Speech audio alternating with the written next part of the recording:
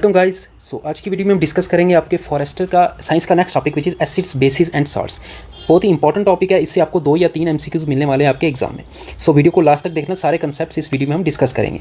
So first of all what do you mean by acid? Acid क्या होता है? Any substance which gives H positive ion when dissolved in water is called acid. कोई भी ऐसा substance जिसको जब dissolve करेंगे वाटर में तो वो H पॉजिटिव आयन देगा, उसको हम एसिड बोलते हैं। तो इन शॉर्ट आपको क्या याद रखना है, कोई भी ऐसा सब्सटेंस जो H पॉजिटिव आयन रिलीज करता है जब भी वो वाटर में डिसॉल्व होगा तो उसको हम एसिड बोलेंगे। ठीक है। और क्या प्रॉपर्टी होती है एसिड की? एसिड्स आर सोर इन टेस्ट। ठीक है। और coercive in nature. Coercive means कि अगर स्किन पे एसिड डालेगा तो वो जल जाएगा। ठीक है, स्किन जल जाएगी, तो इतना वो कोरेसिव इन नेचर होता है। नेक्स्ट, एसिड्स अब 2 टाइप्स के होते हैं आपके, mineral acids and organic acids. ठीक है। मिनरल एसिड्स हो गए जो मिनरल से ऑब्टेन होंगे, जैसे इनकी एग्जांपल हो जाएगी आपका sulphuric acid H2SO4, hydrochloric acid HCl and nitric acid HNO3। ये तीनों एसिड्स कौन से एसिड्स हैं? Mineral acids. They are derived from minerals. और इनको स्ट्रॉन्ग एसिड्स भी बोलेंगे हम। ये जो मिनरल एसिड्स होते हैं they are strong acid. Strong acid और वीक एसिड में क्या डिफरेंस हो जाता है? स्ट्रॉन्ग एसिड उसको बोलेंगे जब किसी एसिड को हम वाटर में डिसॉल्व करेंगे, अगर वो कंप्लीटली डिसोशिएट हो जाए आयंस में, अगर वो कंप्लीटली डिसोशिएट हो जाए आयंस में, तो उस एसिड को हम क्या बोलेंगे? Strong acid. और वीक एसिड कौन से हो जाएंगे? जो पार्शियली डिसोशिएट होंगे इनटू आयंस में। ठीक है। तो जितना कोई एसिड ज़्यादा डिसोशिएट होगा, अगर 100% डिसोशिएट होगा तो वो उसको हम स्ट्रॉन्ग एसिड की कैटेगरी में रखेंगे। जितना कम डिसोशिएट होगा उतना वो वीक एसिड होता जाएगा। ठीक है। सो जो मिनरल एसिड्स होते हैं ये आपको याद रखना है, ये आपके स्ट्रॉन्ग एसिड्स होते हैं।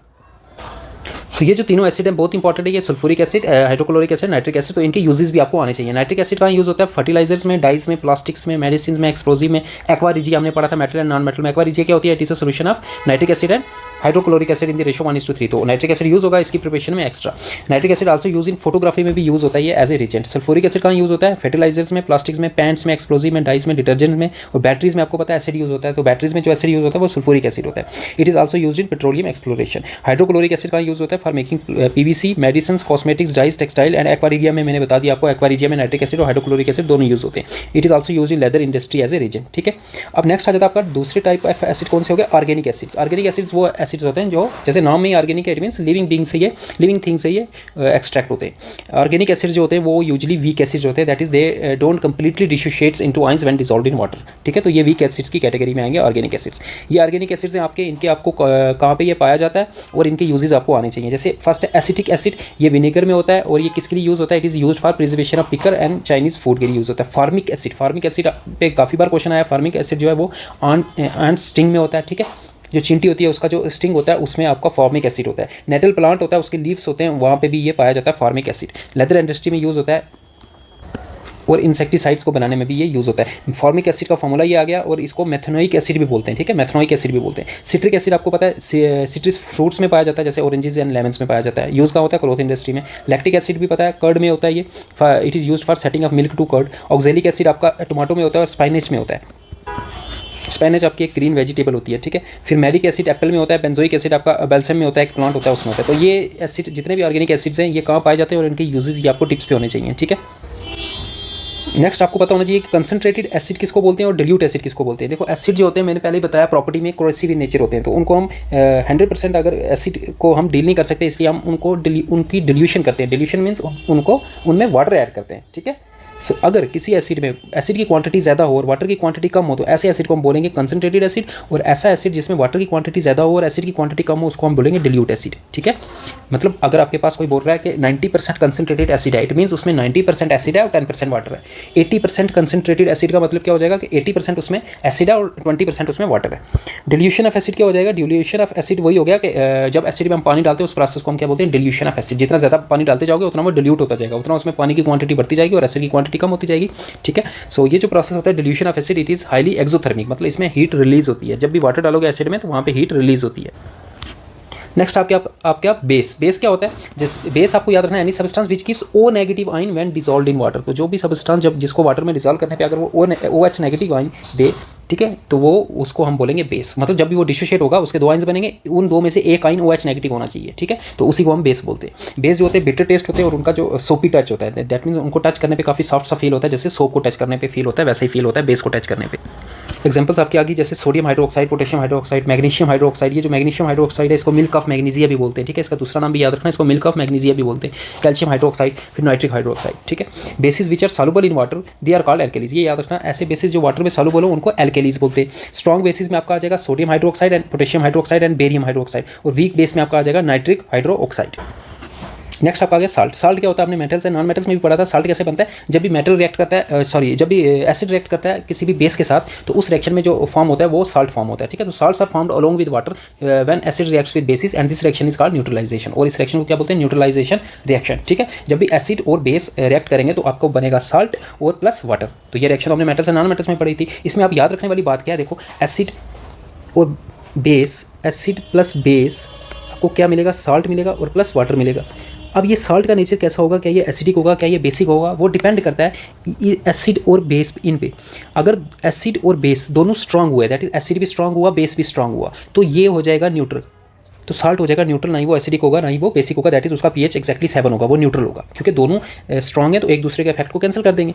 अगर आपका एसिड स्ट्रांग हुआ और बेस वीक हुआ, अगर एसिड स्ट्रांग हुआ बेस वीक हुआ, इट मीन एसिड ज़्यादा स्ट्रांग है, तो जो साल्ट बनेगा वो एसिडिक इन नेचर होगा, वो एसिडिक इन नेचर होगा, ठीक है। और अगर एसिड वीक हुआ और बेस जो है वो स्ट्रांग हुआ, एसिड वीक हुआ, बेस जो हुआ स्ट्रांग हुआ, क्योंकि अब बेस स्ट्रांग है तो आपका जो साल्ट बनेगा उसका नेचर कैसा होगा, वो बेसिक होगा। वो कैसा होगा, वो बेसिक होगा, ठीक है। तो और अगर दोनों वीक हुए तो वही हो जाएगा साल्ट न्यूट्रल हो जाएगा। तो ये 4 केसेस आपको याद रखने, जब भी एसिड बेस रिएक्ट करेंगे साल्ट बनेगा, वाटर बनेगा। जो साल्ट बनेगा उसका नेचर कैसा होगा वो डिपेंड करता है वो एसिड बेस जो रिएक्ट कर रहे हैं वो कौन से। अगर एसिड और बेस दोनों स्ट्रांग है या दोनों वीक है तो साल्ट जो बनेगा वो न्यूट्रल होगा। अगर एसिड स्ट्रांग है और बेस वीक है तो साल्ट जो बनेगा वो एसिडिक होगा। अगर एसिड वीक है और बेस स्ट्रांग है तो साल्ट जो बनेगा वो बेसिक होगा। तो ये 4 पॉइंट्स आपको याद रखना।